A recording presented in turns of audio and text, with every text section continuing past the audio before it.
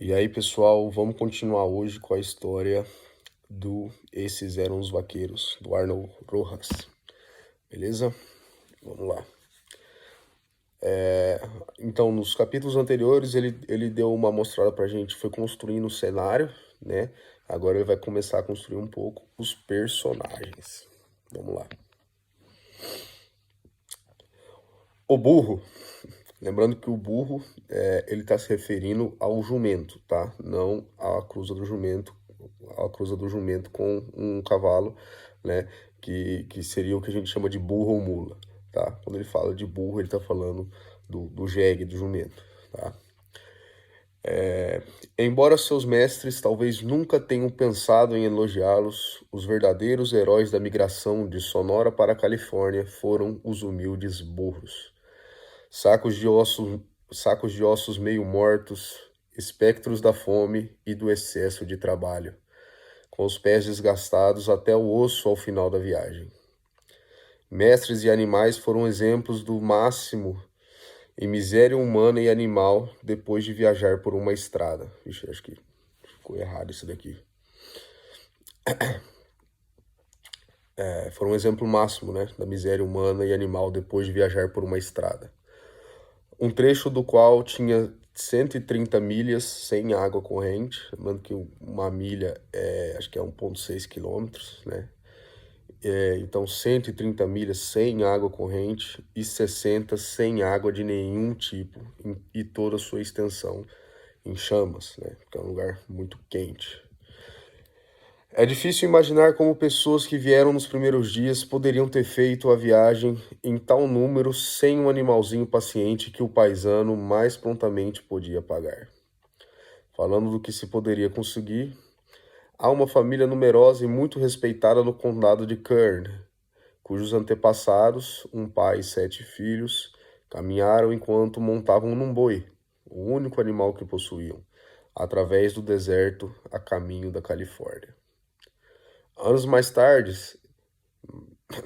inventei um plural aqui, anos mais tarde, ele poderia saber que muitos garimpeiros aventureiros em uma terra sedenta, apostando suas vidas na resistência de seu, apostando sua vida na resistência de seu burro, ficariam gratos pelo fato de os ancestrais de seu pequeno e robusto animal terem sido testados na prova severa do caminho e não ficaram na mão.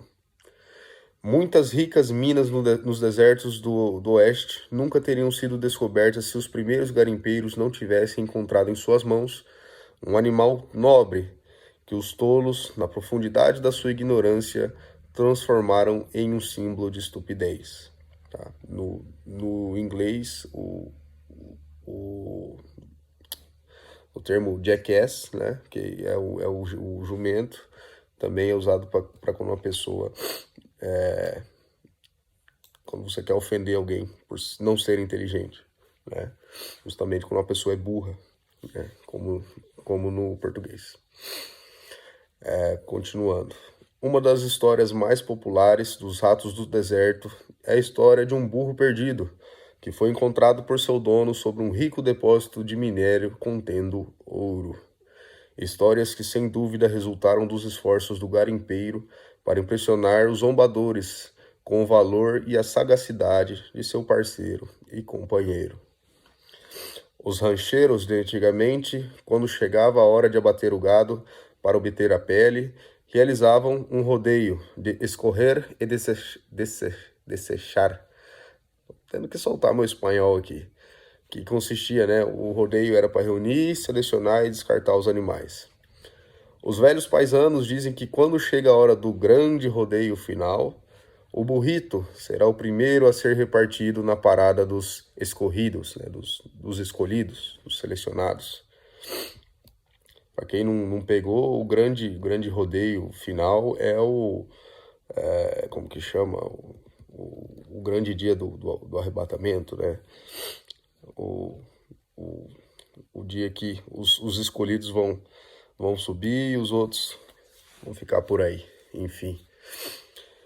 Pergunte a qualquer velho paisano que o conheça e ele lhe dirá que o burro é o mais inteligente e corajoso de todos os animais, Coloque-o contra o cavalo maior e mais forte, e o cavalo de batalha mais orgulhoso se virará e fugirá do ataque do humilde burro. Ele irá em uma luta com um animal, ele irá em uma luta com um urso pardo, dar conta de si mesmo, melhor do que qualquer outro animal, lutando com uma ferocidade que desmente seu zurro melancólico, natureza gentil e grandes olhos confiantes. Ele nunca confia totalmente no homem, mas confia em si mesmo quando está em perigo. Seu instinto lhe diz quando o homem está errado.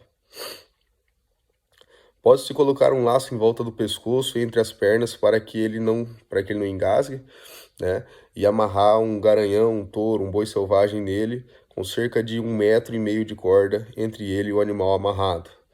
Tá? Para quem não conseguiu ver isso aqui, é uma corda que não vai enforcar ele, né? E aí você usa ele para como sinuelo, né? Como sinuelo.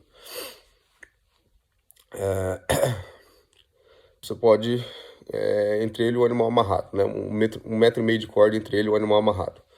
Soltá-los e será o selvagem que se submeterá, nunca o burro.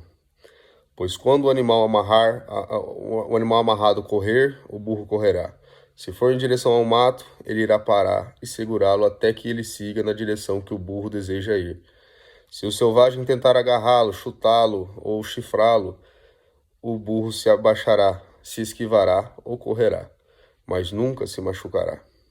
E puxará seu ataque e, no final, lançará o cavalo, o touro, o boi, muito subjugado, ao curral de casa. A mula, o próximo episódio. A mula que tem um desprezo arrogante pela capacidade de raciocínio do homem e só lhe obedece enquanto o homem não o coloca em perigo, herda o cérebro do lado do burro da sua família. Pois, ao contrário do cavalo, ele não se deixará levar pela carnificina na guerra, nem irá como um cavalo permanecer e obedecer às rédeas e ser morto pelo desejo de seu mestre, mas usará o seu instinto para se preservar na fuga. A mula nunca chegará ao ponto de ficar histérica ou perder a cabeça. Ela pode estar corcoveando alto, grande e dando uns pulos bonitos, e fazer um esforço supremo para derrubar seu cavaleiro.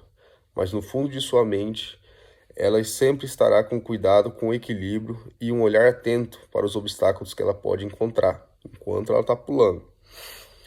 Um cavalo que corcoveia em direção a uma ravina ou uma barranca estará tão empenhado em arremessar seu cavaleiro que ele se chocará contra a ravina e quebrará o pescoço. A mula, nunca. Quando em perigo, ele esquecerá a briga com seu cavaleiro e parará humildemente, apenas para retomar resistência em outro momento, quando seu cavaleiro não estiver esperando. Ela pode pegar um sinal de rédea, espinar, parar e recuar, envergonhando muitos cavalos, mas apenas enquanto estiver com disposição, pois uma mula controlada só é controlada quando ela assim o deseja. Ele é o único animal que o burro não leva para casa, pois existe um parentesco e o sangue é mais espesso que água. Tá? É que ele está falando que o burro não leva para casa naquele esquema da madrinha, né? De amarrar um animal no burrinho. Os velhos e o burro. Os velhos sorriam com prazer e eram eloquentes enquanto solicitados a enumerar as virtudes do companheiro fiel e leal da sua infância. Sim, diziam, o burro é corajoso. Ele é o único animal doméstico, além do cachorro, que lutará até o fim e nunca desistirá. O terrível puma fugirá de uma chuva de chutes desferidos por esse robusto lutador. Dorminhoco, orelhudo, rude, você pode montar nele num curral com um touro que está querendo te pegar. Você não precisa de rédea para guiar ele, pois ele pode ver o perigo e evitá-lo sem a ajuda do seu cavaleiro. O burro pode ser chifrado uma vez, mas apenas uma vez. Se ele viver, nenhum touro o atacará novamente. Um cavalo próximo a um touro enfurecido muitas vezes perde a cabeça, mas o burro manterá a sua e evitará friamente o ataque do touro, enquanto o cavalo ficará frenético e, como consequência, perderá a vida. Homens que montaram burros contra touros brigões, né? Touros de briga, dizem que se esquivam e giram para longe dos golpes dos chifres mais rápido que qualquer cavalo. Burros são colocados em uma manada de cavalo para proteger os potros. O garanhão orgulhoso pode empinar sobre suas réguas e lutar contra os outros com ciúme, mas será o alienígena menor do bando que manterá a cabeça fria quando os cavalos estiverem em pânico e lutará contra os lobos, os mandando para longe dos potros. Um burro ou uma mula matará um lobo. Aqui, pessoal, eu não. A gente tem que tomar cuidado em colocar a mula perto de potro. Pelo menos o burro macho eu não tenho certeza, mas eu acho que não. Mas a mula fêmea, ela ela tem um instinto materno, né? E que por não ser fértil, eu não sei se isso tem alguma alteração, mas o fato é que a mula, no meio de uma vacada parida, no meio de uma potrada, quando o animal, principalmente nos primeiros dias de vida ali, ela tenta o que a gente chama de roubar, né? Roubar o potro ou roubar o bezerro. E ela não deixa a mãe do filhote chegar para dar leite, né? E às vezes, se você deixa, o filhote morre de fome porque não consegue mamar, né? Então, eu não sei que contexto, se é nos potros maiores que isso aqui era feito, né? Ou se só usavam animais machos. Mas a mula fêmea, também não sei se são todas, mas é comum você ver isso daí, tá? Todos os veteranos concordam com a capacidade de resistência do orelhudo. Todos dizem que, embora um burro arremesse seu cavaleiro a uma distância menor do que a do cavalo, ele o arremessará com o dobro da força. Todos concordam que a queda do burro dói muito mais do que a queda de um cavalo. Eles costumam dizer que a queda mais difícil de suas vidas foi quando foram derrubadas por um burro. 4 velhos. Ele citou esses 4 velhos nos primeiros capítulos, né? Mas vamos lá, que ele vai apresentar eles agora pra gente. E assim chegamos ao momento, há 40 anos ou mais, em que conheci, no pequeno rancho, os quatro velhos que tinham chegado ao fim da trilha e esperavam a morte no Canon de Soledad, à beira do deserto de Mojave. Os primeiros velhos vaqueiros que conheci sentavam-se à sombra dos choupos, enrolavam cigarros de papel pardo, fumavam gravemente e contavam, em voz antigas, histórias de vaqueiros. Cavalos valentes, gado selvagem, feroz, bandidos e tesouros enterrados. Leonardo Ruiz, Dolores Martínez, Jim McFall e Juan Ardia. Todos heróis para mim, uma criança entre velhos. Dom Leonardo, o mais novo dos 4, era o dono do pequeno rancho à beira do riacho, onde os velhos se reuniam para conversar. Ele era um homem barbudo, de feições pequenas, com um rosto que lembrava uma vinheta espanhola bem desenhada, de maneiras corteses e dignas. Seu avô, soldado do rei, veio pela antiga entrada espanhola que atravessava o continente do Golfo do México ao Pacífico em San Blas e costa acima de navio. Ele trouxe um grande conhecimento sobre cavalos, equitação, tradição e amor pelos livros. Dom Leonardo herdou muito disso e era o único dos 4 que sabia ler e escrever, um feito raro naquela época.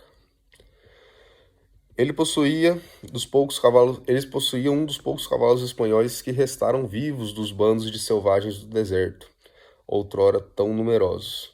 2 velhos Mustangs listrados de zebra, um baio de listra no lombo e um outro grulha, que é o lobuno, tá? Que sempre permanecia gordo, mesmo nos anos mais pobres. De orelha pequena e compacto, ficavam no canto do curral e sobre 3 patas.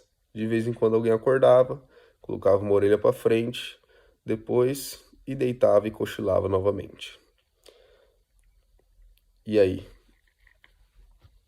Vamos deixar o resto pro próximo episódio.